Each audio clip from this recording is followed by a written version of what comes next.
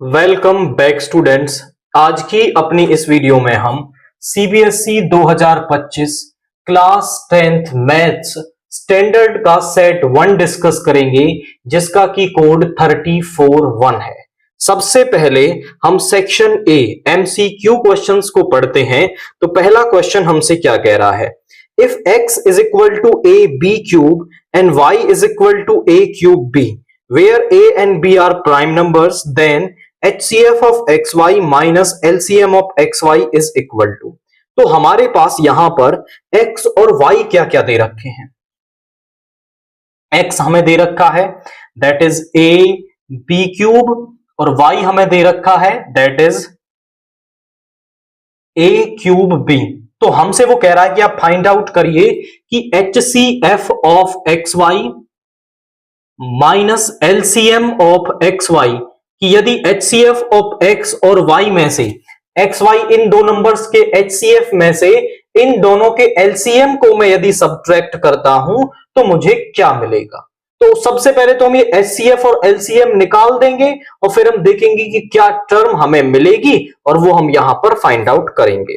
तो HCF निकालने के लिए हम जानते हैं कि HCF किस तरह से निकाला जाता है कि जो कॉमन टर्म होती है उसकी लोएस्ट पावर हम यहां पर लेते हैं। देखिए ए दोनों में कॉमन है और ए की लोएस्ट पावर क्या है? 1 है, तो वो हम ले लेंगे।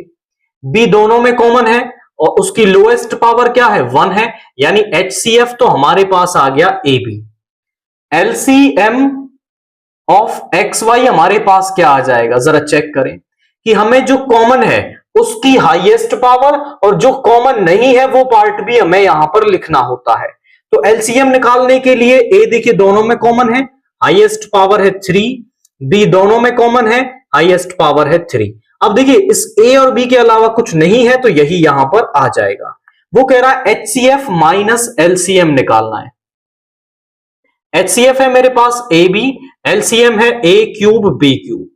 अभी देखो ऐसा कोई ऑप्शन हमें यहां पर नहीं दे रखा है, तो हमें इसको थोड़ा सा और सिंप्लीफाई करना होगा। किस तरीके से कि दोनों में से ए बी कॉमन लिया जा सकता है। तो यहां बचेगा 1 माइनस, यहां बचेगा ए स्क्वायर, ए चला गया, एक बी चला गया तो बचा बी स्क्वायर। इस टर्म को मैं थोड़ा सा ऐसे लिख सकता हूं, ए बी इंटू में 1 का square minus a square b square को लिखा जा सकता है ए बी का square. Now a square minus b square किसके बराबर होता है? A minus b into a plus b, यानी a b into 1 minus a b into 1 plus a b. ये मेरे पास यहां पर आ गया है।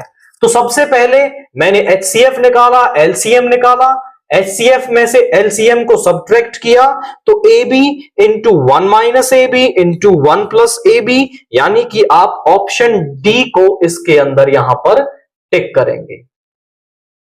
आफ्टर दैट क्वेश्चन 2 देखिए, 1 प्लस रूट 3 का स्क्वायर माइनस 1 माइनस रूट 3 का square is a positive rational number, a negative integer, a positive irrational number, a negative irrational number. तो पहले हम इस टर्म को सिंप्लीफाई करेंगे और देखेंगे कि ये क्या टर्म हमारे पास यहां पर बन रही है। So this is question 2। हमें दे रखा है 1 प्लस रूट 3 का स्क्वायर माइनस 1 माइनस रूट 3 का स्क्वायर। इस टर्म को सिंप्लीफाई कर लेते हैं तो यहां पर हम लगाएंगे a प्लस बी का होल स्क्वायर, a का स्क्वायर प्लस रूट 3 का स्क्वायर प्लस 2ab यानी 2 root 3 minus a minus b का स्क्वायर यानी a square plus b square minus 2ab। अब रूट स्क्वायर से रूट कैंसिल हो जाएगा यहां पर भी, तो यहां पे आ गया 1 प्लस 3 प्लस 2 रूट 3, यहां 3 प्लस 1 हो जाएगा 4, ये हो जाएगा आपका माइनस का 4 और प्लस का 2 रूट 3। यहां पे आ जाएगा आपका क्या 4 प्लस 2 रूट 3 माइनस 4 प्लस का 2 रूट 3।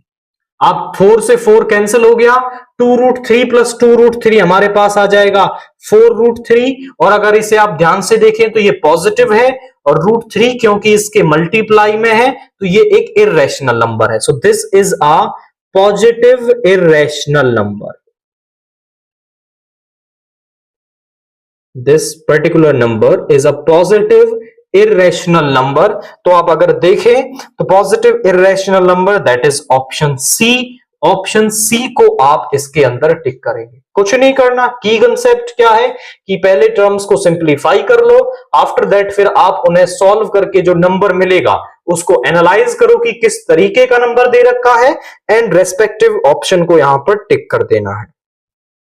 आफ्टर दैट क्वेश्चन 3 देखिए, the value of a for which a x square plus x plus A is equal to 0 has equal and positive roots is, कि a की किस value के लिए हमारे पास roots equal और पॉजिटिव होंगे। अब जरा आप समझें, गिवन इक्वेशन हमारे पास क्या है। द गिवन इक्वेशन इज, वो हमारे पास है A x square plus x plus A is equal to 0, इसे नाम दे 1। अब आप समझें कि इस 1 को मैं कंपेयर करूंगा किसके साथ, स्टैंडर्ड फॉर्म के साथ, और स्टैंडर्ड फॉर्म में हम यहां पर कैपिटल लेटर्स लेने वाले हैं सो दैट आपको कंफ्यूजन ना हो। कंपेयरिंग 1 विद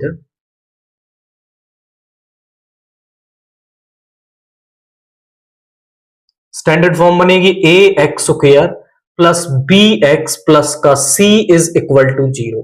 तो यहां पर जो ए है वो ए के बराबर आ गया, बी हमारा आ गया 1 और सी आ गया ए। अब देखिए, अगर आप इसे स्मॉल लेटर्स मानते A X square plus B X plus C, तो यहां पर कंफ्यूजन होता क्योंकि ये ए है, तो आपको थोड़ा कंफ्यूजन हो जाता है इस बात को मानने में कि यहां पे क्या वैल्यू आपको पुट करनी है। अब वो कह रहा है कि रूट्स आर इक्वल, और रूट्स इक्वल कब होते हैं, जब डिस्क्रिमिनेंट हमारा 0 होता है। पहली कंडीशन कि since roots are equal,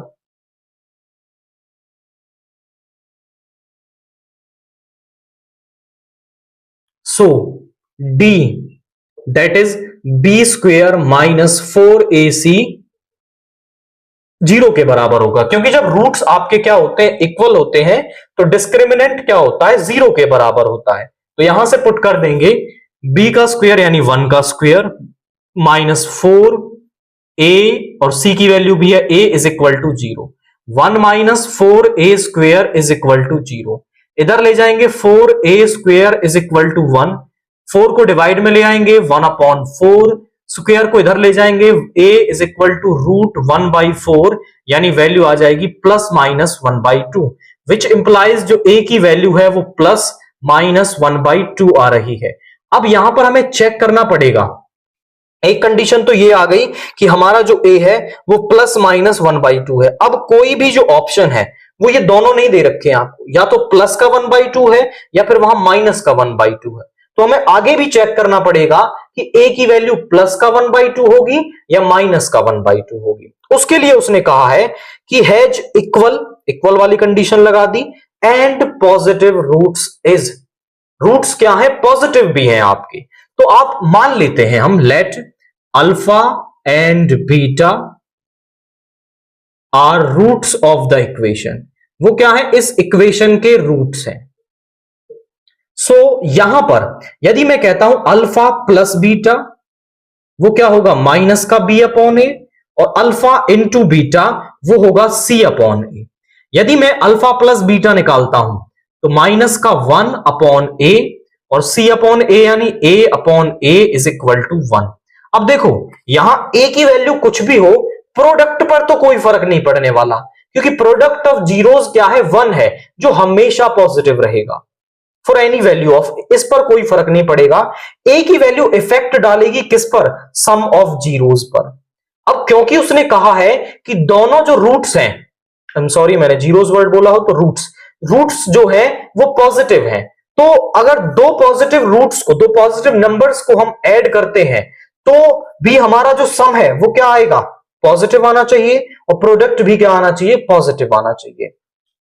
when यदि हम क्या ले लेते हैं, a की वैल्यू को ले लेते हैं 1/2, a की वैल्यू 1/2 लेता हूं तो अल्फा प्लस बीटा यानी कि माइनस का 1 अपॉन 1/2, 2 ऊपर चला जाएगा, माइनस का 2, यानी सम ऑफ रूट्स जो है वो नेगेटिव आ रहा है, that means not possible. Question के अकॉर्डिंग ये बात तो पॉसिबल ही नहीं है कि सम ऑफ रूट्स जो है वो नेगेटिव आ जाए, क्योंकि उसने कहा है कि both the roots are positive, तो उनका सम भी पॉजिटिव होना चाहिए। ए की दूसरी वैल्यू में ले लेता हूं, that is equal to minus का 1/2, तो अल्फा प्लस बीटा यानी माइनस का 1 अपॉन माइनस का 1/2। माइनस से माइनस कैंसिल हो गया, 2 ऊपर चला जाएगा, विच इज ग्रेटर देन 0, यानी कंडीशन को सेटिस्फाई कर रहा है कि सम ऑफ रूट्स जो है वो पॉजिटिव आ रहा है आपका। यहां से ए की वैल्यू 2 मिली, अगली कंडीशन में हमने निकाला तो फिर यहां पर फिल्ट्रेट होकर हमें वैल्यू मिल रही है विच इंप्लाइज की जो ए है वो माइनस का 1/2 हमारे पास यहां पर होगा। दैट मींस आप ऑप्शन डी को पर्टिकुलरली इस क्वेश्चन के अंदर टिक करेंगे। की कंसेप्ट क्या है, दो ही पॉइंट्स हैं, that is roots are equal, that mean discriminant को 0 के बराबर रखो, रूट्स आर पॉजिटिव तो उनका सम और उनका प्रोडक्ट भी क्या होना चाहिए, पॉजिटिव होना चाहिए। यहां से हमने कंसेप्ट लगाया और ए की वैल्यू को यहां पर बता दिया है। क्वेश्चन 4 देखिए, the distance of A point A from x axis is 3 units, which of the following can not be the coordinates of the point A. तो इनमें से कौन सा ए का कोऑर्डिनेट नहीं हो सकता है।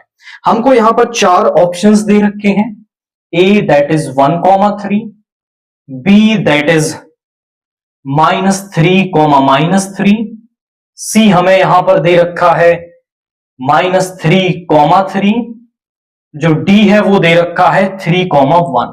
तो इनमें से कौन सा हमारा ए का कोऑर्डिनेट नहीं हो सकता। पहले आप कंसेप्ट को समझें कि एक पॉइंट ए है जो एक्स एक्सिस से 3 यूनिट्स की दूरी पर है। आप समझे कि ये एक्स एक्सिस, ये नेगेटिव एक्स एक्सिस, ये positive y axis and this is negative y axis. Now the point is at 3 units from x axis. ये एक्स एक्सिस है और एक्स एक्सिस से 3 यूनिट्स की दूरी, यानी मान लीजिए यहां तक 3 यूनिट्स है, तो इस पॉइंट के कोऑर्डिनेट क्या होंगे। अब देखो यहां तक मैं मान लेता हूं ये एक्स है, तो एक्स की वैल्यू तो यहां एक्स हो गई। अब इस लाइन को अगर कुछ इधर लोगे तो वो एक्स की अलग वैल्यू मिलेगी, तो मैं उसे जनरल नोटेशन दे रहा हूं x,3। आप इस पॉइंट को एक्स की वैल्यू यदि इधर ले आते हो, यहां से देखते हो तो एक्स की अलग वैल्यू आ जाएगी, वाई की वैल्यू 3 ही रहेगी। पॉइंट यहां पर भी हो सकता है, तो यहां पर जो x है वो नेगेटिव है, यानी -x,3। अब आप बोले सर जरूरी थोड़े ही ऊपर की तरफ ही हो, 3 यूनिट की दूरी पर, तो वो नीचे की तरफ भी हो सकता है। तो डेफिनेटली हो सकता है, पॉइंट जरूरी नहीं है कि यहां पर हो। तो यहां पर x पॉजिटिव होता है लेकिन y यहां पर नेगेटिव है, तो -3 हो जाएगा। सिमिलरली यदि यहां पर करोगे तो यहां पर x भी नेगेटिव और y भी नेगेटिव, यानी आप जो पॉइंट देख पा रहे हैं उसमें x आपका चेंज होगा लेकिन y के कोऑर्डिनेट्स में 3 और -3 ही प्रेजेंट होगा। तो हमें करना क्या है, हमें जो आपके कोऑर्डिनेट्स दे रखे हैं उनमें क्या चेक करना है, टू चेक y कोऑर्डिनेट। हमें y कोऑर्डिनेट चेक करना है, इज 3 और -3। यदि वो 3 और -3 है y का कोऑर्डिनेट तो वो पॉसिबल है, अदरवाइज वो पॉसिबल नहीं होगा। अब आप जरा चेक करें तो आपके 3 ऑप्शंस ए बी सी 3 -3 3 ये तो है, लेकिन इसमें y कोऑर्डिनेट 1 है, तो ऑप्शन डी आंसर हो जाएगा। ये आपका नॉट पॉसिबल, यानी ये आपका ए का कोऑर्डिनेट नहीं हो सकता है, क्योंकि इसमें जो आपकी अगर हम तरीके से देखें तो 1 आने का मतलब है कि एक्स एक्सिस से जो डिस्टेंस है वो 1 यूनिट है आपकी, तो 3,1 यहां पर पॉसिबल नहीं हो पाएगा। Option D is the correct answer. Question 5 देखिए, the number of red balls in a bag is 10 more than the number of black balls. किसी बैग में रेड बॉल्स जो है वो 10 ज्यादा है ब्लैक बॉल से। If the probability of drawing a red ball at random from this bag is 3/5, then find the total number of balls in the bag. अगर red ball आने की जो प्रोबेबिलिटी है वो 3/5 है, तो टोटल नंबर ऑफ बॉल्स हमें यहां पर बता दीजिए। अब हम यहां पर नंबर ऑफ ब्लैक बॉल्स मान लेते हैं। Let number of black balls हमने ब्लैक बॉल्स मान ली x, तो नंबर ऑफ रेड बॉल्स हमारे पास कितनी आ जाएंगी? ध्यान से देखें, वो कह रहा है कि the number of red balls is 10 more than the number of black balls, यानी कि यहां पे x प्लस 10 हो जाएगा। और टोटल नंबर ऑफ बॉल्स कितनी हो जाएंगी?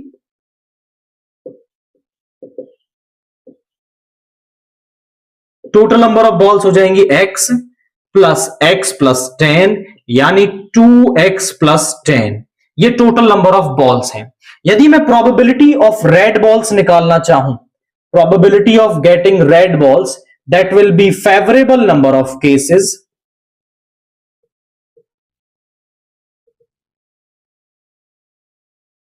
Upon total number of cases. Favourable number of cases यानी कि रेड बॉल्स कितनी है यहां पर? x प्लस 10 है, और टोटल नंबर ऑफ बॉल्स कितनी है? That are 2x plus 10। तो ये probability of getting a red ball आ गई फ्रॉम द गिवन कंडीशंस। और probability of getting red balls हमें क्वेश्चन में भी दे रखी है, तो दोनों आपस में बराबर होंगी। सो अकॉर्डिंग टू क्वेश्चन, यहां पर x प्लस 10 अपॉन में 2x प्लस 10 जो है वो बराबर होगा किसके? द प्रोबेबिलिटी इज 3/5, मल्टीप्लाई कर देते हैं तो यहां पे हो जाएगा 5x प्लस का 50 is equal to 6x plus का 30।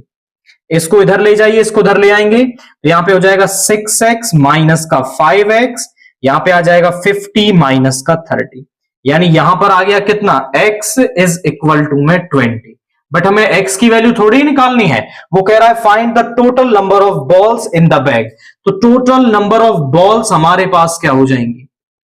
Total number of balls are 2 into में 20 प्लस का 10, यानी कि मेरे पास आ जाएगा 40 प्लस 10 इज इक्वल टू में 50। ये मेरे पास यहां पर टोटल नंबर ऑफ बॉल्स आ रही है जो मुझसे इस क्वेश्चन में पूछ रखा था। तो पर्टिकुलरली यहां पर आप ऑप्शन ए को इसके अंदर टिक करेंगे कि टोटल नंबर ऑफ बॉल्स 50 आपके पास यहां पे दे रखी है। नाउ क्वेश्चन 6 देखिए, the value of p for which the equations px plus 3y is equal to p minus 3, 12x plus py is equal to p has infinitely many solutions is, कि इसके पास infinitely many solutions हो, हमें p की वो value बता दीजिए। तो आपको सिस्टम ऑफ लीनियर इक्वेशंस दे रखा है, तो given system of linear equations is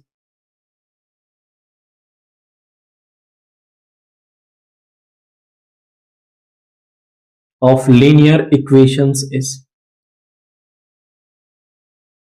वो हमारे पास आ जाएगा px plus 3y is equal to p minus 3, और यहां पे आ जाएगा 12x plus py is equal to में p। अब यहां पे वो कह रहा है कि इसके पास इनफाइनाइट नंबर ऑफ सॉल्यूशंस हैं।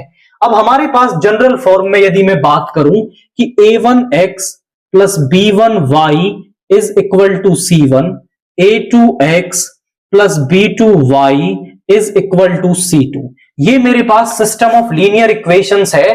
तो इसके पास इनफाइनाइटली मेनी सॉल्यूशंस कब होते हैं?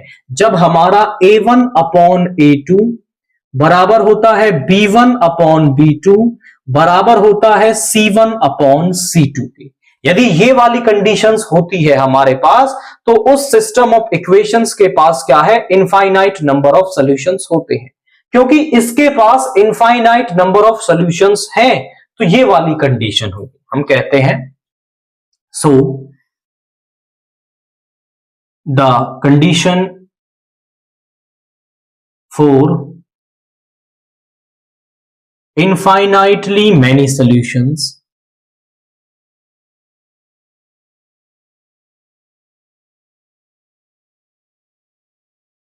इज, वो ये होती है। तो इसके अकॉर्डिंग हमारे पास क्या आ जाएगा? p upon 12 is equal to 3 upon p is equal to p minus 3 upon p। अब एक बार तो हम पहले दो को कंपेयर कर लेते हैं।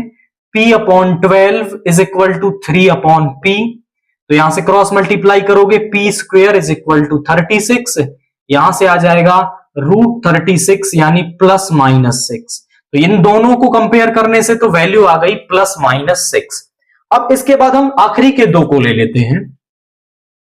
यहां से देखिए जरा, 3/p is equal to p minus 3/p, cross multiply कर देंगे, 3p is equal to p square minus 3p, इसको भी इधर ले जाएंगे तो p स्क्वेयर माइनस का 3p minus 3p is equal to 0। यहां पे आ जाएगा p square minus 6p is equal to 0। p common ले लेंगे तो p minus 6 is equal to 0। दो टर्म्स का प्रोडक्ट तभी 0 हो सकता है जब या तो पहली 0 हो या फिर दूसरी टर्म 0 हो। तो यहां से p की वैल्यू आ गई 6 प्लस का 6। This is first, this is second. हमारे पास फर्स्ट और सेकंड से p की डिफरेंट डिफरेंट वैल्यूज आ रही हैं। दोनों को सेटिस्फाई करने वाली p की वैल्यू क्या आ रही है, जो दोनों कंडीशंस को सेटिस्फाई कर रही है। देखो यहां प्लस का 6 है, माइनस का 6 है, यहां 0 है और 6 है। एक ऐसी वैल्यू है जो दोनों को सेटिस्फाई कर रही है, that is 6। So from first and second p is equal to 6, तो p की जो वैल्यू है वो हमारे पास 6 होगी। That means option B is the correct answer, 6 only, केवल 6 ही हमारे पास यहां पर वैल्यू होगी। आफ्टर दैट क्वेश्चन 7 देखिए, triangle ABC and PQR are shown in the adjoining figures. The measures of the angle C is। ABC और PQR हमें दो triangle दे रखे हैं, मैं आपके लिए बनाता हूं। This is ABC and PQR। इनके कुछ मीजर्स हमें यहां पर दे रखे हैं, दैट इज कि ये वाली साइड 3.8 है, ये वाली साइड 6 है, ये 3√3 है, ये 6√3 है और ये 12 है, ये 7.6 सेंटीमीटर है। ये वाला एंगल 80 डिग्री का दे रखा है and this angle is of 60 degree. और यहां पर हमसे वो कह रहा है एंगल सी हमें बताना है, ये वाला एंगल। नाउ अगर आप यहां ध्यान से देखें तो ध्यान से देखिए 3.2 का डबल होता है 7.6, यानी कि यहां पर AB अपॉन में RQ, यानी कि 3.8 अपॉन 7.6, तो वो होता है आपका 1/2। उसके बाद यदि हम बात करें तो BC upon QP, that is 6/12, यानी कि 1/2। उसके बाद AC अपॉन में RP, वो हो जाएगा 3√3 अपॉन 6√3, तो वो हो जाएगा हमारे पास 1/2।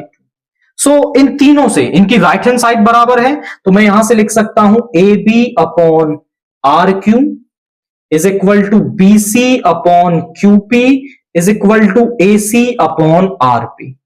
अब आप बोले सर आप ये क्या करना चाह रहे हो? हम कह रहे हैं कि इन दोनों ट्रायंगल्स की कॉरस्पॉन्डिंग साइड्स जो हैं वो प्रोपोर्शन में आ रही हैं। So by SSS similarity criteria triangle ABC, थोड़ा ध्यान से करेंगे कि जो ABC, यहां से हम कैसे चले हैं ABC और यहां पर हम चले हैं RQP, तो ABC जो सिमिलर है वो क्या हो जाएगा RQP के। और इससे यदि लिखना चाहो तो AB upon RQ, BC upon QP और AC अपॉन RP, यही आप प्रोपोर्शन में यहां पर लिख पाएंगे। अब क्योंकि ये दोनों ट्रायंगल्स जो है वो सिमिलर आ गए हैं, तो इनके कॉरस्पॉन्डिंग एंगल्स क्या होंगे, बराबर होंगे। तो एंगल C जो है वो किसके बराबर होगा, P के बराबर होगा। बट P तो हमें दे ही नहीं रखा, तो P भी हम निकाल सकते हैं कैसे कि एक ट्रायंगल के तीनों एंगल्स का सम जो होता है वो क्या होता है 180 डिग्री होता है, यानी angle P plus 60 degree plus 80 degree is equal to 180 degree. दोनों को इधर ले आइए, angle P is equal to 180 degree minus का 140 degree, so angle P is equal to 40 degree. यहां पर ये दोनों सिमिलर है, which implies angle C is equal to angle P is equal to 40 degree. तो यहां पर जो एंगल C है वो मेरा 40 डिग्री यहां पर आ गया है। क्या कंसेप्ट हमने यूज किया कि हमें सारी साइडें दे रखी थी, उनको प्रोपोर्शन में लिखा। वहां से हम दो ट्रायंगल्स को सिमिलर कह पाए। सिमिलर कहते हैं तो उनकी साइडें भी प्रोपोर्शन में होती हैं और कॉरस्पॉन्डिंग एंगल्स भी इक्वल होते हैं। तो सी पी के बराबर हो गया। पी को हमने एंगल सम प्रॉपर्टी का यूज करके निकाल दिया है, तो वैल्यू हमें 40 डिग्री यहां पर मिल गई है। क्वेश्चन 8 देखिए, tan 2a is equal to 3 tan a which is true when the measure of angle a। तो एंगल a क्या होगा जब हमारा ये वाला रिजल्ट ट्रू होगा। तो हमें ऑप्शंस जो हैं वो यहां पर इस तरीके से दे रखे हैं। Option A is 90 degree, option B is 60 degree, option C is 45 degree, option D is 30 degree. अब देखिए ये आपके में एक एमसीक्यू क्वेश्चन आया है, और ये मैं कहूं तो ये एमसीक्यू क्वेश्चन ही आएगा, क्योंकि इसको सॉल्व करने के लिए हमें एक फॉर्मूले की नीड होती है जो मोस्टली 10th क्लास में यूज नहीं होता। अब देखो इसको अगर आप डिस्क्रिप्टिव मेथड से सॉल्व करना चाहते हो तो एक फॉर्मूला आपको माइंड में रखना पड़ेगा, that is tan 2 theta. tan 2 theta का फॉर्मूला होता है 2 tan थीटा, जो भी एंगल यहां है उसका half, upon 1 minus tan square theta. तो ये वाला फॉर्मूला आप यहां पर लगा लें, तो यहां पे आ जाएगा 2 tan a एंगल का half upon 1 minus tan square a is equal to 3 tan a। tan a से tan a कैंसिल हो जाएगा, मल्टीप्लाई करो 3 minus 3 tan square a is equal to 2। इसको इधर ले आओ, 3 minus 2 is equal to 3 tan square a। यहां इसके डिवाइड में ले आओ, tan स्क्वायर a 1 अपॉन 3 और स्क्वायर को इधर लाएंगे तो रूट में हो जाएगा, प्लस माइनस 1 बाई रूट 3। अब देखिए क्योंकि जब एंगल्स की हम बात कर रहे हैं वो 0 टू 90 बात कर रहे हैं, तो 0 टू 90 में कोई भी ट्रिग्नोमेट्रिक फंक्शन नेगेटिव नहीं होता, तो वैल्यू नेगेटिव तो नहीं हो सकती। मतलब tan a जो है वो हमारा क्या होगा 1 बाई रूट 3, और tan जो है वो 1 बाई रूट 3 किस पर होता है आपका, दैट इज 30 डिग्री। tan 30 लिख सकता हूं इसे। इन दोनों एंगल्स की टेंजेंट वैल्यू इक्वल है, इसका मतलब ये एंगल्स भी आपस में क्या होंगे, इक्वल होंगे, यानी ए हमारे पास यहां पर 30 आ गया। ये तो है एक मेथड, डेस्क्रिप्टिव मेथड, और आई मस्ट से कि ये फॉर्मूला 10th क्लास में यूज नहीं होता, ये थोड़ा 11th क्लास में हम इसको डिस्कस करते हैं। आप बोले सर अगर ये फॉर्मूला हमें पता ना हो तो हम क्वेश्चन को कैसे सॉल्व करेंगे, तो हम सॉल्व कर लेते हैं by hit and trial method, की वैल्यूज को इसके अंदर पुट कर करके देख लो, जो वैल्यू इसको सेटिस्फाई करेगी वो हमारा आंसर हो जाएगी। तो जैसे पहला ऑप्शन मैं इसके अंदर पुट करता हूं 90 डिग्री, तो tan 2 इंटू 90 यानी 180 डिग्री हो गया, इज इक्वल टू 3 tan 90। अब आपने tan 180 की वैल्यू ही नहीं पढ़ी, क्योंकि आपने जो वैल्यूज पढ़ी हैं वो 90 डिग्री तक पढ़ी हैं, तो आप इसे छोड़ दें, क्यों ये तो हो ही नहीं सकता, आप इसकी वैल्यू जानते ही नहीं हो। ऑप्शन बी को रख के देखो, तो यहां हो जाएगा 2 इंटू 60 यानी tan 120। अब tan 120 की वैल्यू भी नहीं पता आपको, तो इसको भी छोड़ दो। सी देखो जरा, सी क्या हो जाएगा आपका tan 45, tan 2 इंटू 45 90 हो गया, इज इक्वल टू 3 tan 45। अब tan 90 जो होता है वो होता है इंफिनिटी, और 3 tan 45 1, तो क्या ये बराबर है, नॉट इक्वल है, सेटिस्फाई नहीं कर रहा है, यानी सी भी नहीं होगा आपका, सी तो होगा ही नहीं। डी को जरा रख लेते हैं, तो यहां पे आ जाएगा 10 इंटू 2a यानी 60 डिग्री, और यहां पे आ जाएगा 3 tan 30 डिग्री। अब जरा आप चेक करें, tan 60 कितना होता है हमारा, रूट 3 होता है, ये होता है 3 इंटू 1 बाई रूट 3। अब रूट 3 से 3 को कैंसिल करेंगे तो root 3 is equal to root 3, यानी option D is the correct answer. तो ऑप्शन डी को आप इसमें टिक करेंगे। अगर आप ये फॉर्मूला माइंड में रख पाते हैं तो ऊपर वाले मेथड से कर लो, और अगर आप वैल्यूज डायरेक्ट सब्स्टिट्यूट करके करना चाहते हो तो नीचे वाले मेथड से कर लो, जो भी आपको कन्वीनियंट लगता है उससे आप इसे सॉल्व कर सकते हैं। After that question 9, which of the following statements is true. इनमें से कौन सी स्टेटमेंट जो है वो आपकी ट्रू है। यहां पर पहला दे रखा है, ऑप्शन ए हमसे क्या कह रहा है, दैट इज कि sin 20 sine 20 degree is greater than sine 70 degree. अब इस बात को समझने के लिए ना आपको अपनी जो ट्रिग्नोमेट्रिक टेबल आपने पढ़ी है उसको थोड़ा सा एनालाइज करना पड़ेगा। किस तरीके से? देखिए मैं लिखता हूं यहां पर 0 डिग्री, यहां पर लिखता हूं 45 डिग्री और यहां पर लिखता हूं 90 डिग्री। यहां पे हम पढ़ते हैं साइन। साइन 0 क्या होता है? 0 होता है, यहां होता है 1/√2 और यहां पे होता है 1। कॉस की बात करें तो कॉस 0 होता है 1, 1/√2 और 0। जब हम 0 से 90 डिग्री की तरफ जाते हैं यानी एंगल को बढ़ाते हैं तो साइन क्या होता है आपका? इंक्रीज होता है। यानी साइन 0 0 है और साइन 91 यानी वैल्यू क्या हो रही है? इंक्रीज होती है। यानी साइन की वैल्यू छोटे एंगल पर कम होगी और बड़े एंगल पर ज्यादा होगी। जबकि यहां क्या कह रहा है? 20 पर ज्यादा है, 70 पर कम है। हम कहेंगे value of sine increases from 0 degree to 90 degree. तो ये बात गलत हो जाएगी, विच इंप्लाइज कि जो साइन 70 है उसकी वैल्यू ज्यादा होगी साइन 20 से। तो ये बात तो गलत हो गई, ये रॉन्ग है। दूसरा बी ऑप्शन हमसे क्या कह रहा है? बी ऑप्शन हमसे कह रहा है sine 20 is greater than cos 20। Sine 20 is greater than cos 20।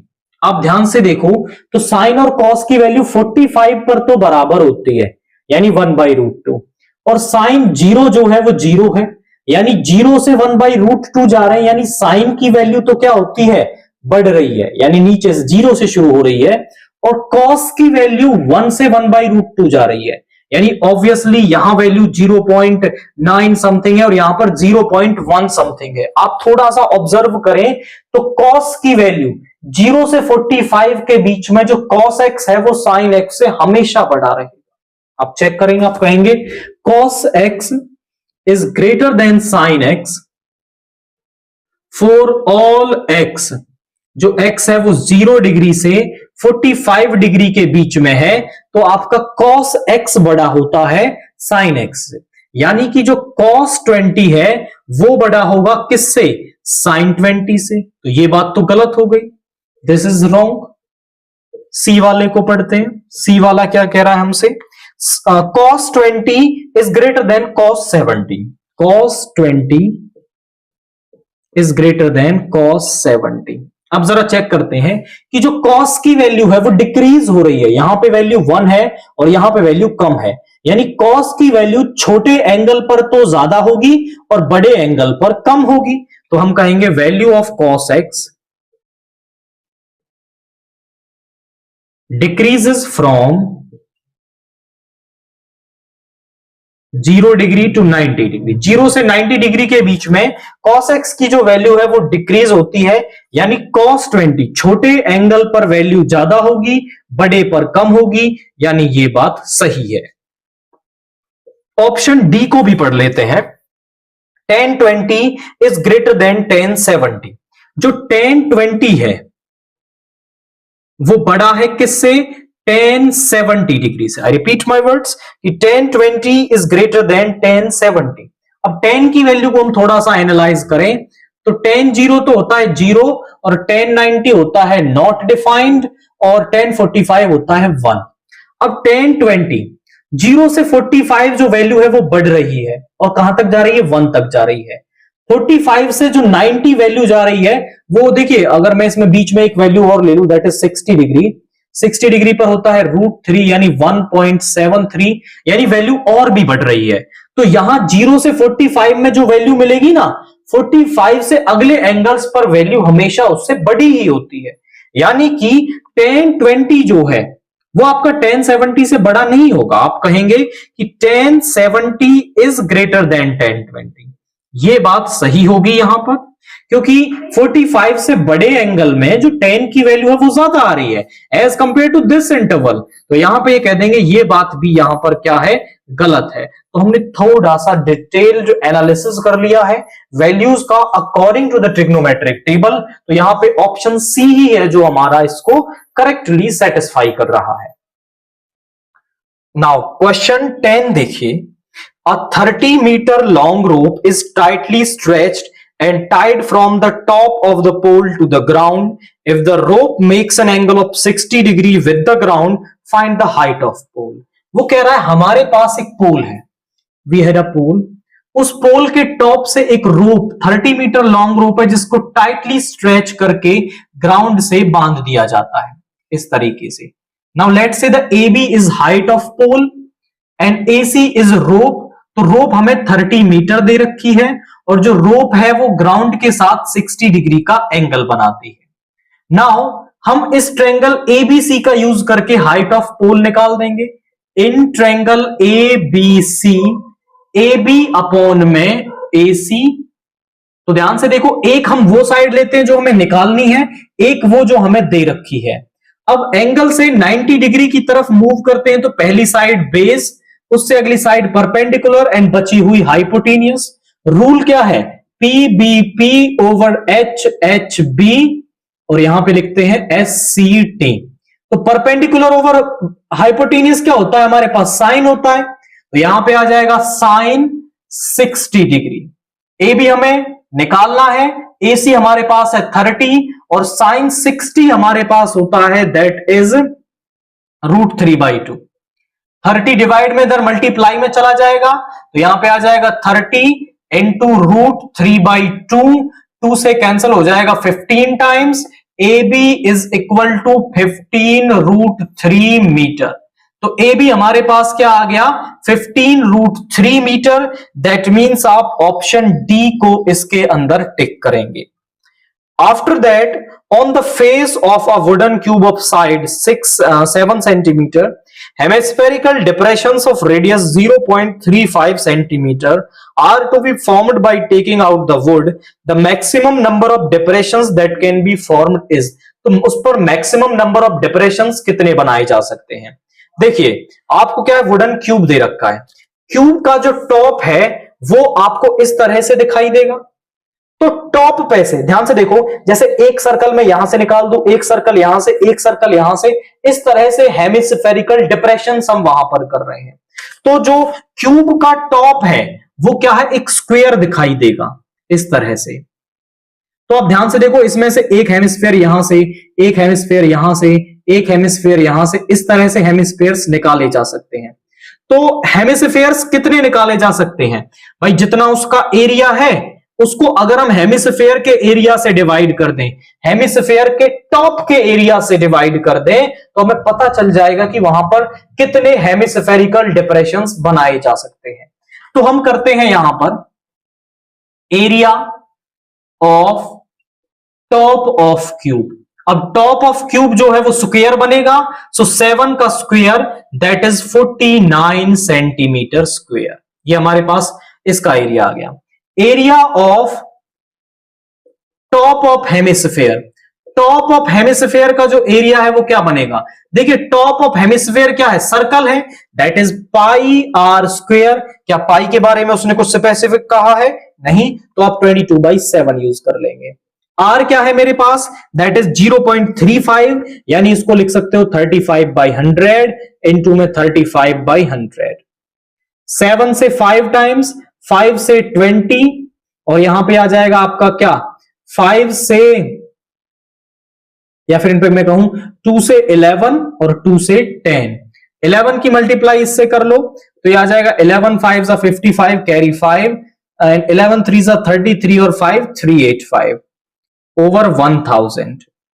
Now number of depressions. Number of depressions यदि मुझे निकालने हो कि कितने डिप्रेशंस यहां पर बनाए जा सकते हैं, that will be the area of top of cube upon में area of hemisphere, area of top of hemisphere. ये 1000 ऊपर चला जाएगा. 49 इंटू में 1000 ओवर में 385. 7 से डिवाइड करेंगे तो 7 7 जा 49, 7 5 जा 35, 7 5 जा 35. और इसको यदि हम 5 से करें, 5 से 11, 5 2 जा 10, 200, तो ये आ गया 1400 ओवर 11. और 1400 को यदि हम 11 से डिवाइड करते हैं तो 11 से 1 ये 3, 11 2 जा 22, यहां पे आ गया 8, 11 7 जा 77, यहां पे आ गया 3 11 टू 22, यहां पे आ गया 8 और फिर से 7, यानी 127.27। तो यहां पर आप ध्यान से देखें तो इसके अकॉर्डिंग तो आ रहा है 127.27। अब क्योंकि जो डिप्रेशंस है उसका नंबर हमें यहां पर निकालना है। अब नंबर या तो 1 हो सकता है या 2 हो सकते हैं। 1.5 फ्रैक्शन में पार्ट नहीं हो सकता आपका, तो हम कहेंगे कि भाई अप्रोक्सीमेटली 127 अप्रोक्सीमेटली वहां पर डिप्रेशंस जो है वो बनाए जा सकते हैं। बट दिक्कत ये खड़ी होती है कि 127 भी ऑप्शंस में नहीं है। अब आप यहां ऑप्शंस को देखें तो ऑप्शन ए है 400, ऑप्शन बी है 100, ऑप्शन सी है 20, ऑप्शन डी है 10। तो आप कौन से वाले को टिक करेंगे? हम इसमें टिक करेंगे बी को। अब आप बोले सर ऐसे कैसे टिक कर दिया? There are 100 depressions because 100 is closest to, तो 127 के जो सबसे क्लोज यहां पर आ रहा है दैट इज 100। दैट्स वाई हम यहां पर फिर देखिए, या तो ये 127 वहां पर होता या 128 वहां पर होता, तो हम उसके फिर सबसे क्लोजेस्ट देखते हैं कि सबसे उसका नजदीक का ऑप्शन कौन सा है। तो सबसे नजदीक इसमें 100 बढ़ रहा है, दैट मींस आप ऑप्शन बी यानी 100 को यहां पर टिक करेंगे। After that the cumulative frequency for calculating median is obtained by adding the frequencies of all the.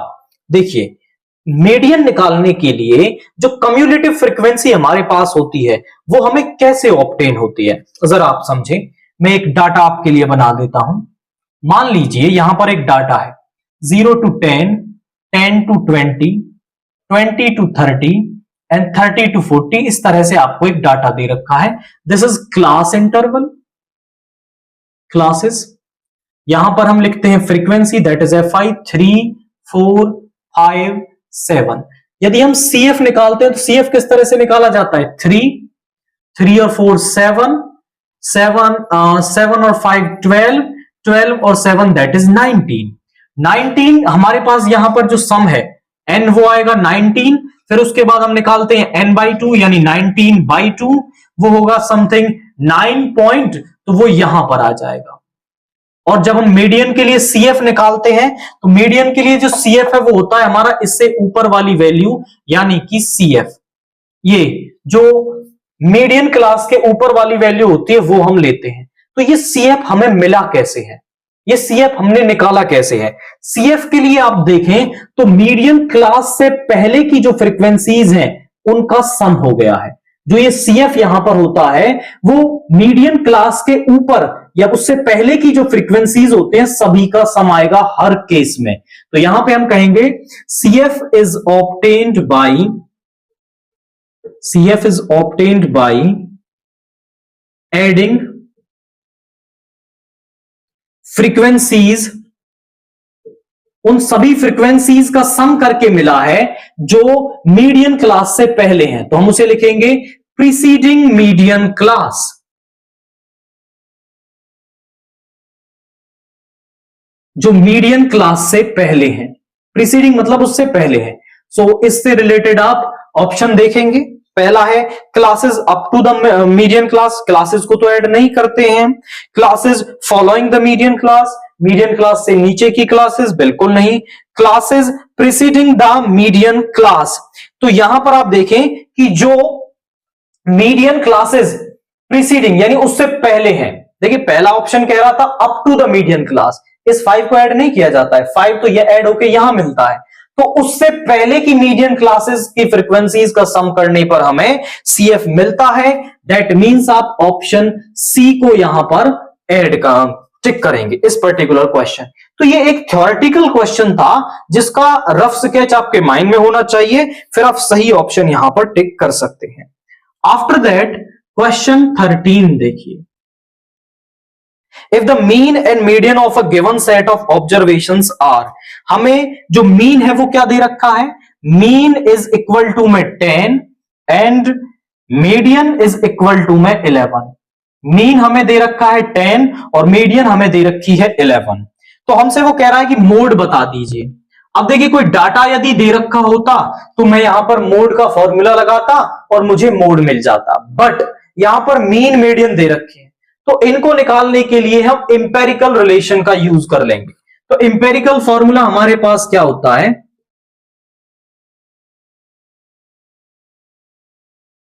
That is 3 median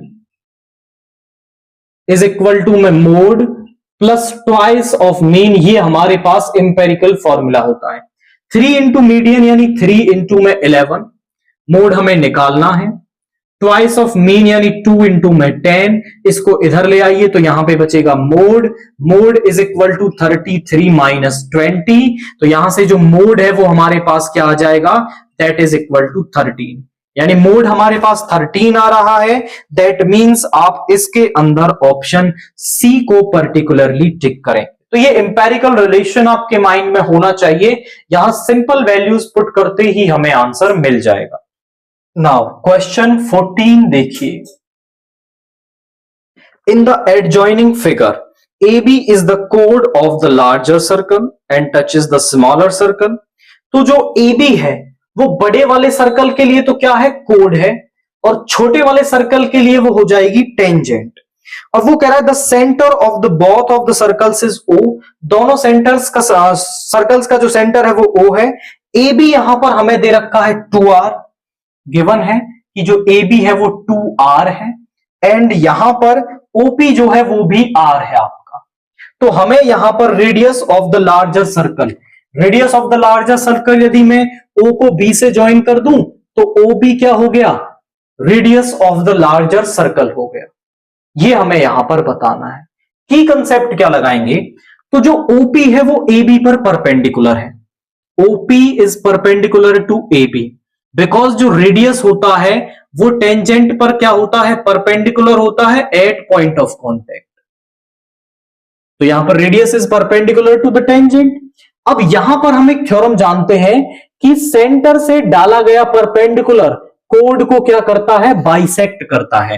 तो OP बाइसेक्ट AB, आप रीजन लिखेंगे, perpendicular drawn from centre bisect the code.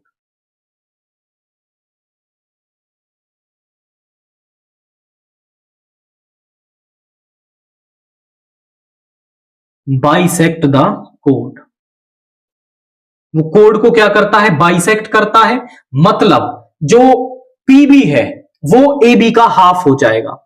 PB is equal to half of AB, और AB है हमारा 2R upon में 2, यानी कि ये वाला पार्ट हो गया R, this part is R, और OP हमें R दे ही रखा है, ये 90 डिग्री है, तो ये बन गया एक 90 डिग्री का ट्रायंगल। तो इन ट्रायंगल OPB लूंगा और पाइथागोरस थ्योरम लगा करके मैं OB यानी radius of the bigger circle यहां पर निकालूंगा। इन ट्रायंगल OPB ले लेता हूं, OB का square is equal to OP का स्क्वायर प्लस PB का स्क्वायर। OB का square is equal to OP यानी R square plus R square is equal to 2R square.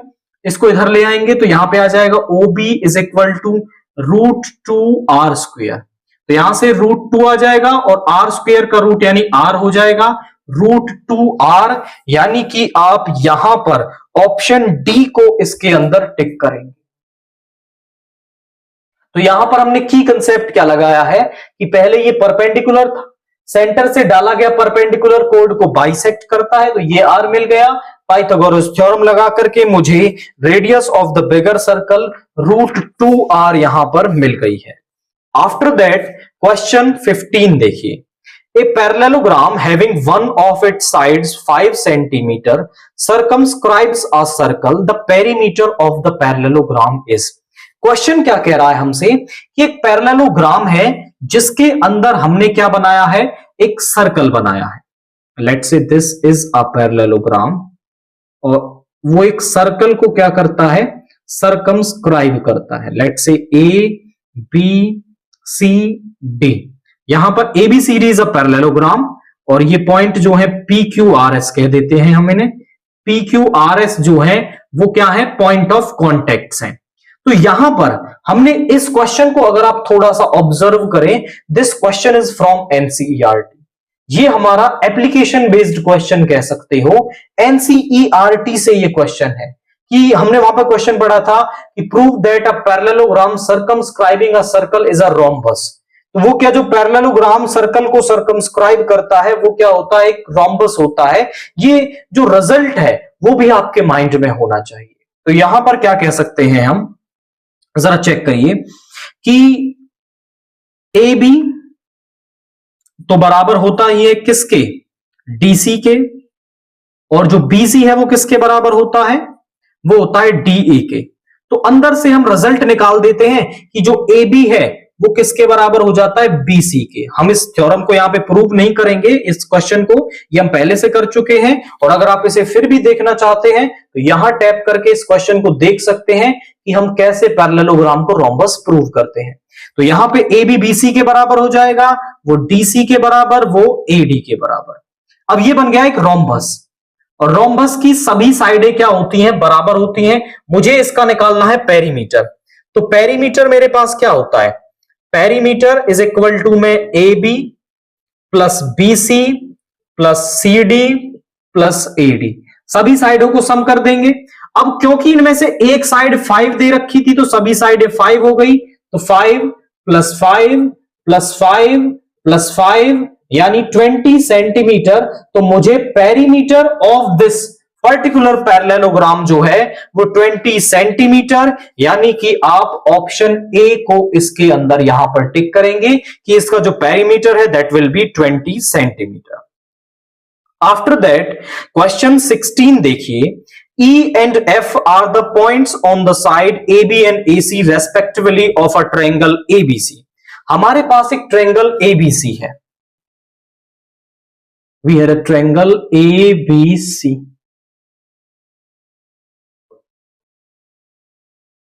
E और F यहां पर हमें पॉइंट्स दे रखे हैं AB और AC पर, EF, और हमें एक रिजल्ट गिवन है। गिवन क्या रिजल्ट है हमें यहां पर कि AE upon AB is equal to AF upon FC is equal to 1/2, यानी कि AE upon EB AF upon FC। तो ये जो रिजल्ट है वो हमारे क्या है, बराबर है। यानी ये जो लाइन है वो इन दोनों साइड्स को बराबर रेशियो में डिवाइड करती है। तो बाई कन्वर्स ऑफ बीपीटी में क्या कह पाऊंगा यहां पर, बाई कन्वर्स ऑफ बीपीटी हम कह सकते हैं कि EF is parallel to BC। जो EF है वो हमारा क्या होगा, BC के पैरेलल हो जाएगा। बाई कन्वर्स ऑफ बीपीटी हम ये कह पाएंगे। अब वो कह रहा है हमसे कि BC और EF में क्या रिलेशन होगा। जो ऑप्शंस हैं वो BC और EF के रिलेशन के बीच में दे रखे हैं। BC और EF में क्या रिलेशन हमारा अंदर से निकल पाएगा, ये हमें यहां पर सॉल्व करना है। तो नाउ हम देखते हैं इन ट्रायंगल AEF और ABC में ले लेता हूं। In triangle AEF and ABC मैंने ले लिया। आप यहां ध्यान से देखें तो angle A is equal to में एंगल A दोनों में क्या है, कॉमन है। क्वाइट सिंपल हो गया। उसके बाद यदि हम बात करें तो ये वाला एंगल इस वाले एंगल के इक्वल हो जाएगा, इस दिस 2। तो angle 1 is equal to angle 2 because these are corresponding angles, और corresponding angles between two parallel lines क्या होते हैं, हमारे इक्वल होते हैं। कॉरस्पॉन्डिंग एंगल्स, क्योंकि ये पैरेलल लाइन है और ये ट्रांसवर्सल, तो ये वाले एंगल हो गए कॉरस्पॉन्डिंग एंगल और ये हमारे क्या होते हैं, बराबर होते हैं। अब इसके बाद by angle angle similarity criteria, triangle AEF is similar to triangle ABC। अगर ये सिमिलर है तो इनकी कॉरस्पॉन्डिंग साइड्स को प्रोपोर्शन में लिखा जा सकता है। तो मैं यहां से लिख सकता हूं AE अपॉन में AB is equal to EF upon BC is equal to AF upon AC। अब एक साइड तो, एक तो मुझे ये चाहिए होगा और एक इनमें से कोई सा भी ले लो। एक तो मुझे ये चाहिए और एक इनमें से कोई सा भी ले लो। E F upon B C is equal to A F upon A C. अब देखो आप बोले सर ए एफ और ए सी हमारे पास नहीं है, यदि इन्हें ये हमें पता हो तो फिर हम यहां पे काम कर सकते हैं। ध्यान से देखो, ए एफ मैंने कहा रेशियो अगर हमें दे रखा हो तो ए एफ को मैं एक्स ले सकता हूं और एफ सी को मैं ले सकता हूं 2x। तो ए एफ और एफ सी मुझे मिल गया। ए सी मेरे पास कितना हो जाएगा, ए सी मेरे पास होगा A F plus F C. तो यहां पे x प्लस 2x यानी कि 3x मेरे पास हो गया। तो ए एफ मेरे पास कितना निकाल लिया मैंने x, ए सी मेरे पास निकाल दिया 3x यानी 1/3। तो E F upon B C is equal to 1/3। आप अगर चाहें तो डायरेक्टली रेशियो से भी कर सकते हैं। मैंने आपको पूरा तरीका बता दिया कि भाई ए एफ तो 1 ही है और जो ए सी है वो पूरा हो जाएगा। आप ऐसे कर सकते हो कि ये वाला हिस्सा 1 है, ये वाला हिस्सा 2 है, तो पूरा हिस्सा 3 हो गया और 1/3। तो बी सी जो है वो थ्राइस ऑफ ई एफ हमारे पास यहां पर आ जाएगा। दैट मीन्स आप इसके अंदर पर्टिकुलरली ऑप्शन डी को टिक करेंगे। आफ्टर दैट क्वेश्चन 17 देखिए, which of the following statements is true for a polynomial P X of degree 3। Degree 3 का कोई पॉलिनोमियल है। For example P X is equal to A X cube plus B X square plus C X plus D, जहां पर ए जो है वो 0 नहीं हो सकता। ये उस पॉलिनोमियल की जो 3 डिग्री का पॉलिनोमियल है उसकी स्टैंडर्ड फॉर्म हमारे पास होती है।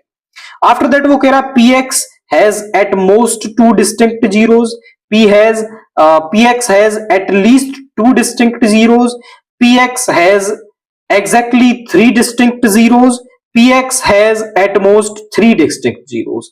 आप समझे कि हम ये जानते हैं कि जो भी पॉलिनोमियल जितने डिग्री का होता है उसकी उतने जीरोज होते हैं। अगर उसकी डिग्री 3 है तो उसके जो जीरोज हैं वो भी कितने होंगे, 3 होंगे। लेकिन यहां बात हो रही है डिस्टिंक्ट जीरोज की। अब जरूरी नहीं है कि सभी जीरोज क्या हो, डिस्टिंक्ट हो, वो सेम भी हो सकते हैं उनमें कुछ। तो एटमोस्ट का मतलब होता है ज्यादा से ज्यादा। एटमोस्ट का मतलब क्या होता है, ज्यादा से ज्यादा। वर्ड याद रखेंगे हिंदी में, ज्यादा से ज्यादा। तो एटमोस्ट मतलब ज्यादा से ज्यादा 3 अलग अलग जीरोज हो सकते हैं। बिल्कुल सही बात है कि भाई ज्यादा से ज्यादा 3 अलग अलग हो सकते हैं, बाकी तीनों भी सेम हो सकते हैं। तीनों सेम भी नहीं होंगे तो भी चलेगा, 2 सेम हो सकते हैं, 1 सेम हो सकता है कि सारे ही सेम हो आपके। तो यहां पर ये ऑप्शन सी जो है, ऑप्शन डी जो है, px has at most 3 distinct zeros, यानी कि ज्यादा से ज्यादा 3 अलग हो सकते हैं। एट मोस्ट 3 डिस्टिंक्ट जीरोज, ये इसका आंसर होगा। That is option D. इसको आप यहां पर इसके अंदर टिक करेंगे। नाउ क्वेश्चन 18 देखिए, a pair of dice is throne, the probability that sum of numbers appearing on top faces is at most 10, यानी कि उनका सम ज्यादा से ज्यादा 10 हो। 10 होगा तो भी उसमें आएगा, 9 होगा, 8 होगा, 7 होगा, 6 होगा, 5 होगा, 4 होगा, 3 होगा, और कम से कम सम जो है वो 2 हो सकता है, क्योंकि 1,1 उसका सम 2 हो सकता है सबसे कम। तो 2 से और 10 तक जितने भी सम हैं वो सब इस इवेंट में आएंगे आपके। तो यहां पर हम कहते हैं 2 dice, a pair of dice is rolled, pair of dice is rolled. Total cases मेरे पास क्या आ जाएंगे, टोटल केसेस यदि मैं बनाऊं तो आप ध्यान से देखें वो क्या बनेंगे, वो 1,1, 1,2, सिमिलरली 1,6 तक, और 2,1 से 2,6 तक, और इसी तरीके से 6,6 तक। टोटल 36 केसेस बनते हैं जो हर क्वेश्चन में आप बनाते हैं। तो टोटल नंबर ऑफ केसेस मेरे पास कितने हो गए, वो हो गए 36। अब वो कह रहा है एटमोस्ट 10। भाई एटमोस्ट जो है मतलब होता है ज्यादा से ज्यादा, ये वर्ड आप याद कर लें, ज्यादा से ज्यादा। ज्यादा से ज्यादा 10 चाहिए। एक और वर्ड आता है एटलीस्ट, एटलीस्ट का मतलब होता है कम से कम। एटलीस्ट का मतलब होता है कम से कम इतना, और एटमोस्ट का मतलब होता है ज्यादा से ज्यादा। तो ऐसे इवेंट्स में अब देखिए इसमें बहुत सारे केसेस आएंगे आपके, तो हम इसके कॉम्प्लीमेंट की प्रोबेबिलिटी निकाल देते हैं कि हम यहां पे मान लेते हैं कि late E denotes the event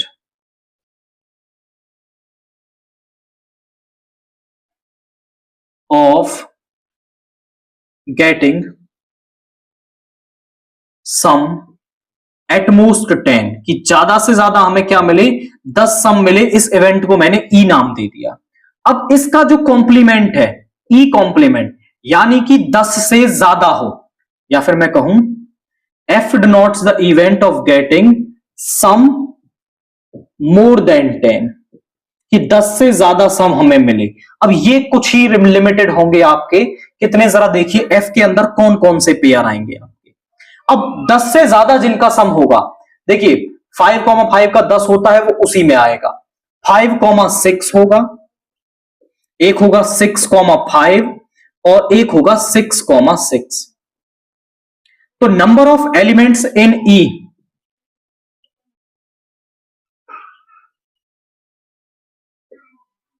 ई में कौन कितने एलिमेंट्स होंगे हमारे, ई में कितने एलिमेंट्स होंगे, टोटल होते हैं 36। 36 में से 3 दूसरे उसके कॉम्प्लीमेंट में जा रहे हैं, यानी 33 हो जाएंगे। अब यह तरीका मैंने आपको इसलिए बताया है क्योंकि वरना आपको यहां पर 33 लिखने पड़ते हैं इस ई के अंदर, तो उसके कॉम्प्लीमेंट को निकालने से क्वेश्चन छोटा हो जाता है। अब 10 तक है, 10 से ज्यादा वाले निकाल दो, पूरे में से वो घटा दोगे तो आपको वो मिल जाएगा जिनका सम ज्यादा से ज्यादा 10 होगा। मुझे निकालनी है प्रोबेबिलिटी ऑफ इवेंट ई, तो फॉर्मूला क्या होता है, favourable number of cases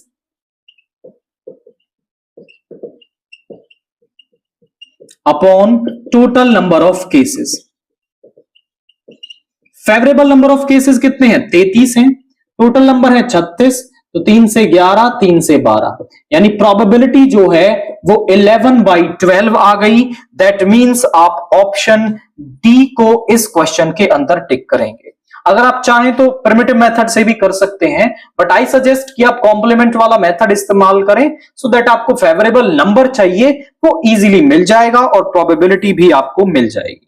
after that question 19, reason assertion का क्वेश्चन देखिए। असर्शन क्या कह रहा है, 4 raised to the power n ends with the digit 0 for some natural number n, कि 4 की पावर n जो है वो आपका 0 के साथ एंड होगा। नेचुरल नंबर ले लेते हैं, 4 की पावर 1 4, 4 की पावर 2 16, 4 की पावर 3 हो जाएगा 64 एंड सो ऑन। आप n की कोई भी वैल्यू ले लो, ये 0 के साथ कभी एंड नहीं होगा। आप बोले सर क्यों नहीं होगा, कोई भी एक नंबर जैसे हम 10 ले लेते हैं जो 0 के साथ एंड होता है, 2 5 और 1, इसके अलावा आप कुछ भी ले लेना। 10 के जो फैक्टर्स हैं प्राइम फैक्टर्स, उनमें 2 और 5 प्रेजेंट है। जिस भी नंबर के प्राइम फैक्टर्स में 2 और 5 प्रेजेंट होंगे वो क्या है, उस 0 के साथ एंड करेगा, अदरवाइज एंड नहीं करेगा। जैसे, और एक और बात याद रखेंगे कि 2 और 5 के जितने पेयर प्रेजेंट होंगे उतनी जीरोस उसमें आएंगी। 100 का करोगे तो उसमें 2 पेयर्स बनेंगे, बाकी उसके अलावा कुछ भी फैक्टर्स हो सकते हैं। यानी कि वो कह रहा है कैन एंड विद द, क्या कह रहा है, can end with the, okay can नहीं कह रहा है, end with the digit 0 for some natural number n, यानी जो a है वो तो गलत हो गया, a इज फॉल्स। रीजन क्या कह रहा है, for a number x having 2 and 5 as its prime factors, x की power n always ends with the digit 0 for every natural number n। बिल्कुल सही बात है कि अगर उसके प्राइम फैक्टर्स में 2 और 5 प्रेजेंट है तो वो 0 के साथ एंड होगा। तो a is false, r is true. अब आप इसके बाद ऑप्शन देखें कि कौन सा इसका सही आंसर है, a is false, r is true. Option D को आप इसके अंदर टिक करेंगे। क्वेश्चन 20 देखिए, असर्शन ए हमसे क्या कह रहा है, tangents drawn at the end points of a diameter of a circle are always parallel to each other. बिल्कुल ये एक थ्योरम है हमारे पास कि यहां पर एक डायमीटर है, डायमीटर के एंड पॉइंट से जो टेंजेंट ड्रा की जाती है, मान लीजिए ये एल है और ये एम है, तो वो आपस में क्या होती हैं, पैरेलल होती हैं। कैसे कर सकते हैं कि भाई ये रेडियस है, रेडियस पॉइंट ऑफ कांटेक्ट पर परपेंडिकुलर होती है, यहां पर भी परपेंडिकुलर हो जाएगी, तो ये एंगल 1 2 के बराबर हो जाएगा। ये these are alternate interior angles, और अगर अल्टरनेट इंटीरियर एंगल्स बराबर होते हैं सो विच इंप्लाइज जो लाइनें हैं वो एक दूसरे के पैरेलल होती हैं, यानी जो ए है इज ट्रू, वो ए जो है वो ट्रू है, असर्शन जो है वो हमारा ट्रू है। रीजन क्या कह रहा है, the length of tangents drawn to a circle from a point outside the circle are always equal. ये भी थ्योरम है हमारी कि किसी सर्कल पर हम सर्कल के आउटसाइड से टेंजेंट ड्रा करते हैं तो उन टेंजेंट्स की जो लेंथ है वो आपस में क्या होती है, बराबर होती है। P A is equal to P B हमेशा होता है। So R is true, A is true, R is true, but R का ए से कोई कनेक्शन नहीं है। A is true, R is true, but R is not correct explanation of A. तो आप जानते हैं कौन सा ऑप्शन होगा, that will be option B. Option B को आप इसके अंदर टिक करेंगे। दोनों सिंपल टाइप का, दोनों थ्योरम्स दे रखी हैं, इन्हें आप इजीली आइडेंटिफाई कर पाएंगे।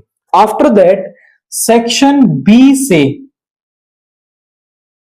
क्वेश्चन 21 देखिए। Solve the following system of equations graphically. इस सिस्टम ऑफ इक्वेशंस को हमें ग्राफिकली एल्जेब्रिकली सॉल्व करना है। तो गिवन सिस्टम ऑफ इक्वेशंस क्या है, सिस्टम ऑफ इक्वेशंस इज, वो हमारे पास है 30x plus 44y is equal to में 10, यहां पर है 40x plus 55y is equal to में 13। अब सॉल्व करने के लिए मैं यहां पर एलिमिनेशन मेथड यूज करने वाला हूं। अब देखें तो सभी साइन सेम है। अब यहां 30 का जो x का कोफिशिएंट 30 है, यहां 40 है, दोनों का एलसीएम आ जाएगा आपका 120, यानी दोनों को मैं 120 बना दूंगा। तो ये यहां पे इसमें से इसको सब्ट्रैक्ट करूंगा तो x वाला पार्ट यहां से एलिमिनेट हो जाएगा। इक्वेशन 1 को हम मल्टीप्लाई कर देंगे किससे, 4 से, और इक्वेशन 2 को मल्टीप्लाई कर देंगे 3 से, और उसमें से उसको सब्ट्रैक्ट कर देंगे। तो यहां पे आ जाएगा 4 3 जा 120x प्लस 4 4 जा 16, और 4 4 जा 16 और 117, 176y इज इक्वल टू 40। इसको 3 से करेंगे तो 120x प्लस 3 5 जा 15 और 165y इज इक्वल टू 39। आप बोले हम सर सब्ट्रैक्ट ही क्यों कर रहे हैं, जब जो कॉफिशिएंट हमने सेम बनाया है वो सेम साइन में प्रेजेंट हो, प्लस के हो या दोनों माइनस के हो, तो हम सब्ट्रैक्ट करते हैं ताकि सिंबल चेंज हो और वो कैंसिल हो जाए। और वो यदि अपोजिट साइन के हो तो हम उन्हें ऐड करते हैं। तो यहां पर हम जब सब्ट्रैक्ट करेंगे तो ये माइनस, ये माइनस, ये भी माइनस, ये तो कैंसिल हो गया, और यहां पे आ जाएगा 1 और 7 माइनस 6 इज 1, और यहां पे आ गया 1। सो इसका मतलब y is equal to 1/11। y की वैल्यू 1/11 हम फर्स्ट में पुट कर देते हैं। Put y is equal to 1/11 in first, तो यहां पे आ जाएगा 30x plus 44 into 1/11 is equal to 10। इस तरफ ले जाइए, 30x इज इक्वल टू में यहां पे आ जाएगा आपका कितना, 10 माइनस 4 इज 6, ये डिवाइड में ले आइए, 6/30 यानी कि 1/5, विच इंप्लाइज की जो x की वैल्यू है वो हमारे पास 1/5 यहां पर आ गई है, y की वैल्यू 1/11 यहां पे आ रही है। इस तरह से आप इस क्वेश्चन को सॉल्व करेंगे।